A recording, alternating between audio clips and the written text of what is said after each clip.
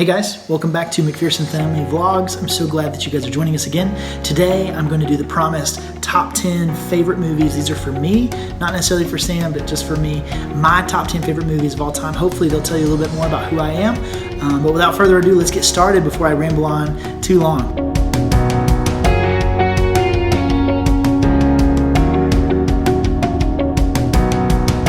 Number 10 on my top 10 favorite movies is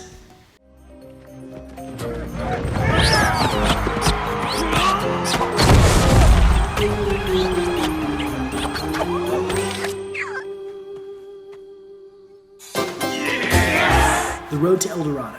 I know, it seems like a crazy pick, but it is in my top 10. It's just got a great plot with them trying to pretend to be gods throughout the whole time and trying to sell it and not like give it up. Kevin Kline and Kenneth Branagh are awesome in this movie. I love seeing them interact and just laughing along as they have those funny moments. And music by Elton John. How can you get any better than that? It's a great musical, great show. If you haven't seen it, watch it. If you have kids, watch it with your kids. It's so funny. It's got a lot in there for adults and for kids. It's a blast. Also, I watched it for the first time the night that my little sister Zoe was born.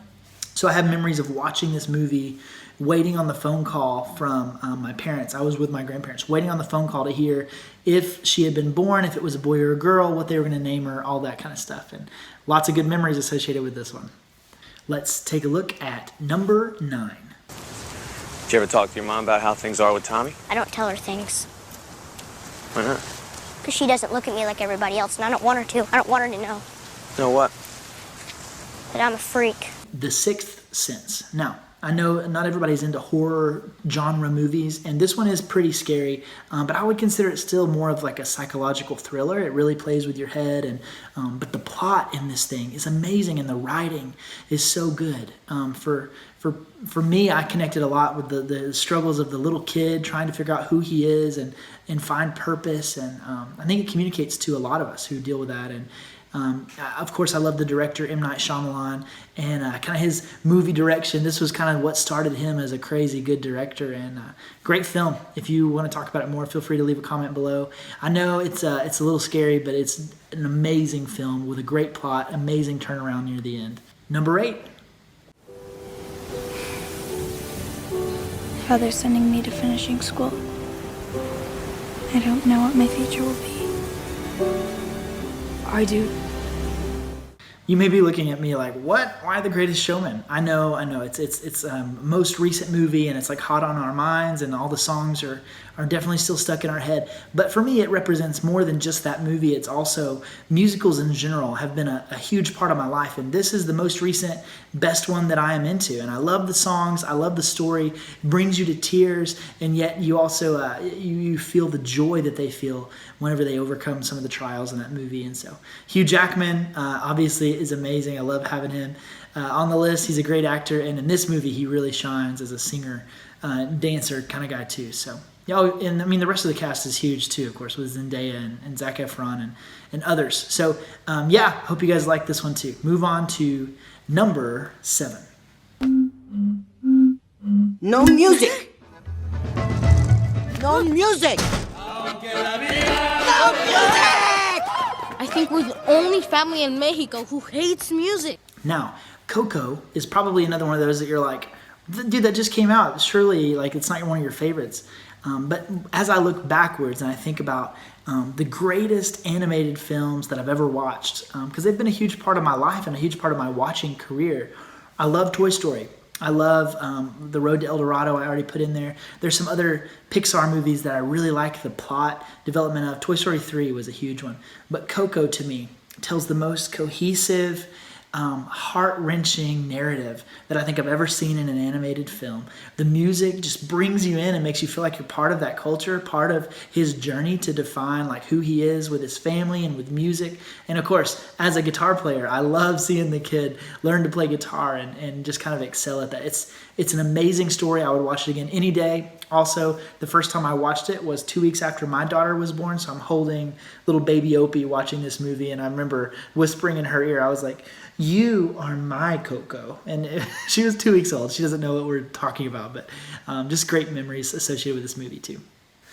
Now it's time for number 6. Mary, I know what I'm going to do tomorrow and the next day and next year and a year after that. I'm shaking the dust of this crummy little town off my feet, and I'm going to see the world. Italy, Greece, the Parthenon, the Colosseum. It's a Wonderful Life. Starring, of course, James Stewart, and it's just an amazing directed film that tells a story that you really can't see where it's going from the beginning of the film. But what a beautiful reality-based story that hits me, and I'm sure a lot of you right where you're at. You feel everything that this main character is feeling. He feels like he's being punished just for being a good guy, and that whole message, that whole theme really resonated with me, and definitely going to be one that my family watches every Christmas as long as I can keep people interested in it. Number 5. But I prefer, I'm the light of the world. He that followeth me shall not walk in darkness, but shall have the light of life. John chapter 8, verse 12. I hear you're good with numbers. Now, I know this one is probably on a lot of people's top 10 movie list, probably a lot of people's favorite movies. The Shawshank Redemption. The plot development in this story, how can you not love it? I couldn't see what was going to happen, and yet I was so attached to these prisoners and feeling for them and feeling the injustice. And you got to love that line where they're talking about how everybody in here is innocent, or at least we all think we are, right? And then, of course, the little clip I showed you, salvation lies within. It's so good. If you haven't seen this one, it's a must-watch. It is a little rough. It's rated R, so be careful with kids. It's so good, the plot. I would watch this one again in a heartbeat. Number 4. Don't do it, Goblin! We are who we choose to be. Now choose! No!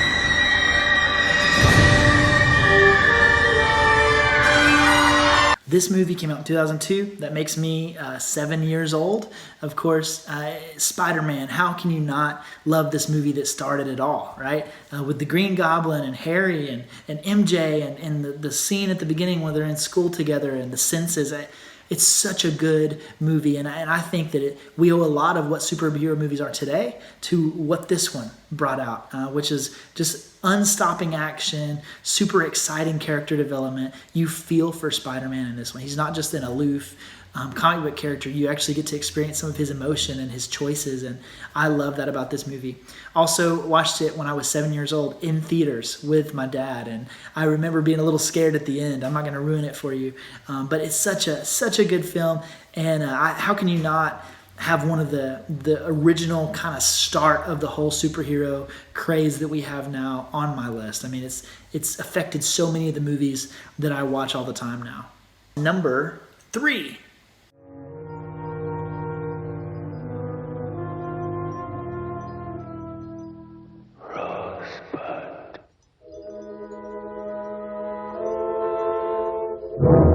Here's another film a lot of you probably have on your top 10, and then the rest of you probably haven't seen it. It is called Citizen Kane, featuring Orson Welles, of course. This is one of the, hands down, you can't argue with it, best movies made of all time. It starts off with a hook of a gentleman dying, and it shows his dying words.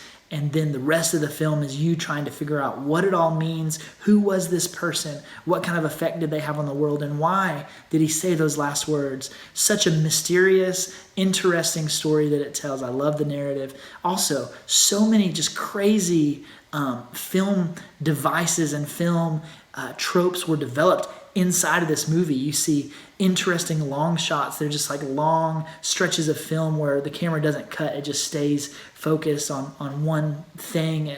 You see parts of this movie where lighting is used super interesting, and you don't actually see the main character's face for a long time. It's such a cool movie to watch, and I could just gush about it. And I actually remember I watched it for the first time ever in college classes in a film course. And while I was sitting in that film course, we watched it over the course of 3 days. Every day, I showed up to class early, excited, notebook out, ready to jot down notes. This movie just had me all enthralled in it, and I was ready to see what was coming next. And so, if you haven't seen Citizen Kane, find some friends, find some family, watch it together. I know it might be a little slow starting off, but if you can get through it the first few minutes, it just opens up and you get so connected with what's going on. It's a great film. For the maybe most shocking part of the list, number 2.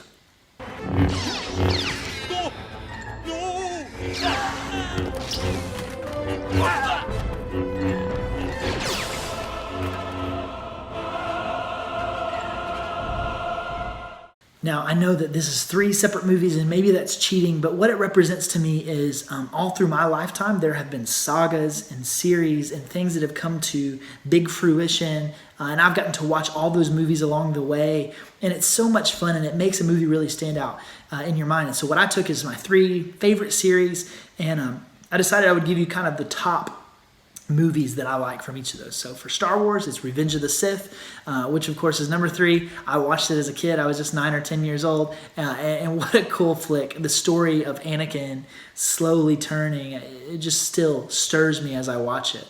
Harry Potter number 4, that's the Goblet of Fire. It's one of the most engrossing, like just wraps you inside of its stories of all of them because it's so different. And you have the other 2 schools coming to join Harry's school and the competition that happens. It's super cool. And I really love that movie. Again, me and Sam watched it not too long ago, and I'd watch it again today. It's so interesting, and you just kind of get lost in the story of Harry and Hermione and Ron in that one.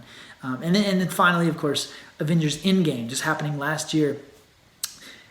How can you take something that took, like 20 years of making movies to set up and get to this huge payoff and it not be something historic and just so memorable? And so that's what Avengers Endgame is to me. In my opinion, my favorite Avengers movie is Endgame for all the plot lines that it paid off and all the fan service and excitement that it provided.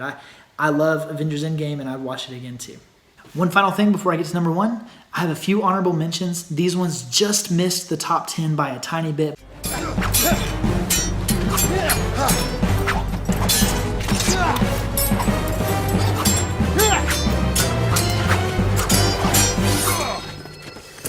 Have any thoughts of your own on this matter? Or is that your thing? You come into a bar, you read some obscure passage, and then pretend you pawn it off as your own idea just to impress some girls? Embarrass my friend? Ladies and gentlemen, my first trick of the evening is one that involves considerable risk. Anyone in the audience who would be irrevocably damaged by seeing a man drown should leave now. That's been 9 movies. Are you ready to know what my number 1 movie is? Here it is. Perhaps I can contact you, possibly through my Poetry Falcon. Poetry Falcon. I like that. Do you think if I hit him with a paperclip, would he move? My top movie of all time is The Secret Life of Walter Mitty. Now, I know that seems crazy. I know that it's just kind of like a smaller movie. It's not connected to all these other things, but why is that your favorite movie? For me, it came out around the time that I was getting ready to go to college. It was my senior year of high school, transitioning to college, and I was beginning to love movies. When I was a freshman and sophomore in college, I went to the movies every other week, sometimes more. And I would just watch whatever was there because I was so interested in stories, and I've always loved stories and taking them in visually through a movie. Well, Secret Life of Walter Mitty was one of those stories that really drug me in to wanting to watch more movies and wanting to really pay attention to plot development and choices that they make as far as story goes. And if you haven't seen this film, I highly recommend it. It's so fascinating, and it takes you a couple scenes to recognize what's going on, but you have a guy who's just kind of lost in his daydreaming, and he's trying to find love, and he's trying to find purpose, and yet nothing works out for him because he's kind of shy. And I think in him, and in Ben Stiller is the one who plays the lead role, we find ourselves just like super connecting with who this dude is. And I find myself wondering like what parts of me are inside of him, and then it all culminates with this big musical number, and then he has a big skateboarding scene, and it's just such a fun trip of a movie, and I smiled all the way through it. It's also one that right after I finished it, I watched again, and I could watch it again because there's so many details and stuff that you find that is so funny, and it's also just such a good, wholesome, fun story. Also, a big shout out to Adam Scott in that movie. He's so funny, and I always liked him from Parks and Recreation and a couple of other movies. But in that film, he plays the guy so well. And so anyway, number 1 movie of all time, The Secret Life of Walter Mitty. Really appreciate you guys hanging on through all that. I know there were a lot of movies in there, but I hope that you connected with some of those choices. And if not, feel free to leave me your top 3 or top 4 movies below. I'd love to see that in the comments. Also, if you go and watch one of these because of my list, please tell me what you think. I want to hear. And finally, if you like this kind of content, you want to see more of this kind of top 10, telling us more about some things we like or don't like, please let me know. We want to do more of these for you guys in the future. So God bless you guys. Thanks for watching this vlog. Thanks for checking out my last video. As always, all likes and comments and subscriptions are so welcome and they help so much. I really hope that you guys enjoyed it and look forward to our next stuff coming out soon. Be sure to check out my songs as well as my vlogs. God bless you. See you soon.